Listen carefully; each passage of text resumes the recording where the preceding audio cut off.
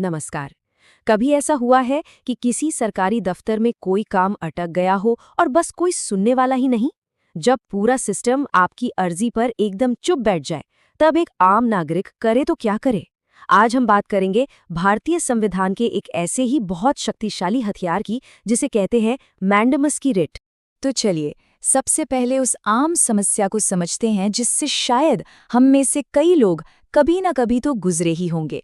ये है administrative inaction, मतलब वो वाली चुप्पी, वो खींच दिलाने वाली सिचुएशन जब सरकारी दफ्तर आपकी अर्जी पर कोई कार्रवाई ही नहीं करता।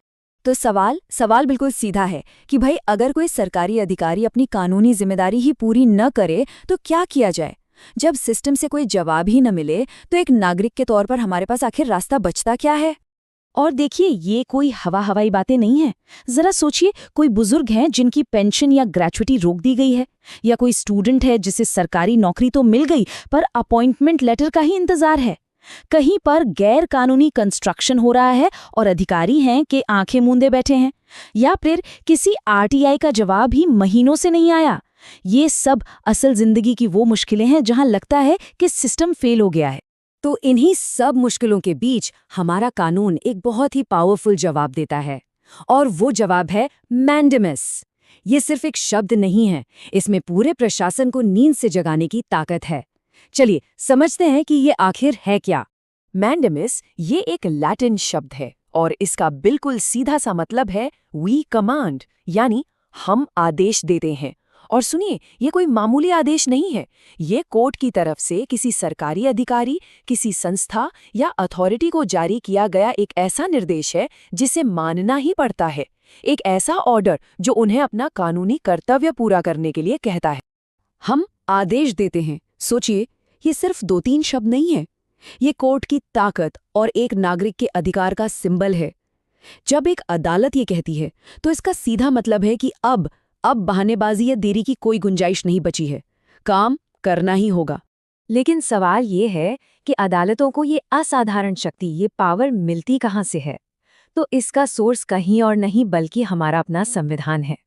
और यहाँ पर एक बहुत ही दिलचस्प बात है, इसे ध्यान से समझिएगा। देखिए, सुप्रीम कोर्ट आर्टिकल 32 के तहत मैंडेमस तभी जारी कर सकता है जब किसी के फंडामेंटल राइट्स का उल्लंघन हो। लेकिन जो हाई कोर्ट्स हैं, वो आर्टिकल 226 के तहत फंडामेंटल राइट्स के साथ साथ किसी भी दूसरे कानूनी अधिकार के लिए भी ये रिट जारी कर सकते हैं। तो इसका मतलब क्या हुआ? इसका मतलब ये हुआ कि जब बात मैंडेमस की आती है तो हाई कोर्ट का दायरा असल में सुप्रीम कोर्ट से भी ज्यादा बड़ा है, और यही बात इसे आम नागरिकों के लिए और भी फायदेमंद बना देती है।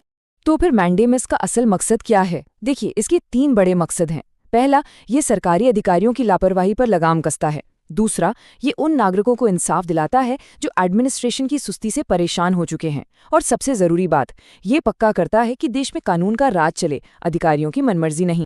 चलिए, अब इसके प्रैक्टिकल साइड पर आते हैं। मतलब ये मैंडेमस की रिट कब और किसके खिलाफ इस्तेमाल की जा सकती है, क्योंकि इसके कुछ पक्के नियम हैं। देखिए, मैंडेमस का दायरा बहुत बड़ा है। इसे किसी भी पब्लिक बॉडी के खिलाफ जारी किया जा सकता है, चाहे वो सेंट्रल गवर्नमेंट हो या स्टेट गवर्नमेंट, कोई नगर निगम हो या पंचायत, या फिर कोई सरकारी यूनिवर्सिटी। सीधा सा हिसाब है, अगर कोई संस्था पब्लिक के पैसे से चलती है और उसकी कोई पब्लिक ड्यूटी है तो वो कोर्ट के इस आदेश के दायरे में आती ही आती है। लेकिन हाँ, ये समझना भी उतना ही जरूरी है कि मैंडेमस हर सिचुएशन में लागू नहीं होता। जैसे कि अगर किसी अधिकारी के पास ये तय करने की छूट है, जिसे डिस्क्रेशन कहते हैं, कि कोई काम करना है या नहीं, तो उसे मजबूर नहीं किया जा सकता। इसी तरह अगर कोई और कानूनी रास्ता खुला है या मामला 2 प्राइवेट लोगों के बीच का है, तो भी इस रिट का इस्तेमाल नहीं हो सकता।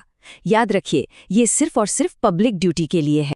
तो कोर्ट जाने से पहले एक तरह की चेकलिस्ट है जिसमें 5 शर्तें पूरी होनी चाहिए। पहली, क्या याचिकाकर्ता का कोई साफ कानूनी अधिकार है जिसका उल्लंघन हुआ हो? दूसरी, क्या उस अथॉरिटी की कोई साफ कानूनी ड्यूटी है? तीसरी, क्या उस अथॉरिटी ने वो ड्यूटी करने से मना कर दिया है? चौथी, क्या पहले उस अथॉरिटी से न्याय की मांग की गई थी? और पांचवी, क्या उस मांग पर कोई एक्शन नहीं हुआ या कोई जवाब नहीं मिला? अगर इन 5 सवालों का जवाब हाँ में है, तभी मैंडेमस का रास्ता खुलता है। ठीक है, तो अब जब हम नियम और शर्तें समझ चुके हैं, तो असली सवाल पर आते हैं, ये न्याय पाने का प्रोसेस क्या है? मतलब ये असल में काम कैसे करता है? तो देखिए, न्याय का रास्ता इन स्टेप्स से होकर गुजरता है। सबसे पहले संबंधित विभाग को एक फॉर्मल लिखित एप्लीकेशन देनी होती है, जिसे कानून की भाषा में डिमांड फॉर जस्टिस कहते हैं। जब वहां से कोई जवाब नहीं आता तो अपने सारे डॉक्यूमेंट्स और सबूत इकट्ठा करने होते हैं। इसके बाद एक वकील की मदद से हाई कोर्ट में रिट पिटिशन फाइल की जाती है। फिर कोर्ट दोनों पार्टियों को सुनता है, यानी याचिकाकर्ता को भी और सरकारी अथॉरिटी को भी। और अगर कोर्ट को लगता है कि बात में दम है तो वो अपना शक्तिशाली आदेश यानी मैंडेमस जारी कर देता है, वरना पिटिशन खारिज भी हो सकती है।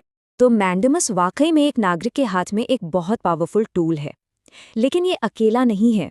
इसे और अच्छे से समझने के लिए हमें इसे संविधान में दी गई दूसरी रिट्स के साथ रखकर देखना होगा। आप इसे ऐसे समझिए कि हर कानूनी समस्या के लिए एक अलग चाबी होती है। जहां मैंडेमस किसी को काम करने का कमांड देती है, वहीं सर्ट्योरारी किसी गलत ऑर्डर को कैंसिल करती है। प्रोहिबिशन किसी अथॉरिटी को गलत काम करने से रोकती है। हेबियस कॉर्पस गैर कानूनी हिरासत को चैलेंज करती है, और क्यू वारंटो तो किसी के पब्लिक ऑफिस होल्ड करने के अधिकार पर ही सवाल उठा देती है।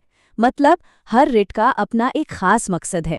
और आखिर में जो सबसे जरूरी बात है, मैंडेमस ये पक्का करती है कि कोई भी सरकार या कोई भी अधिकारी कानून से ऊपर नहीं है।